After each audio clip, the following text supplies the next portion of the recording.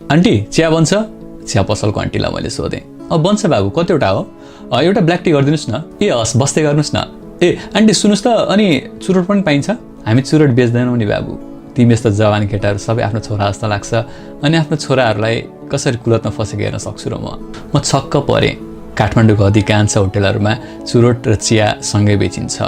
अझ चुरोट बेचेन भने चिया पसल नै चल्दैन। तर यहाँ भने चुरोट नै छैन, अझ बेच्ने गरेकै छैन रे। बाबु चुरोट खाने भए चाहिँ उति तल्लो पसलमा पाइन्छ, गएर ल्याऊ भनेर मलाई पसल देखाइदिनु भयो।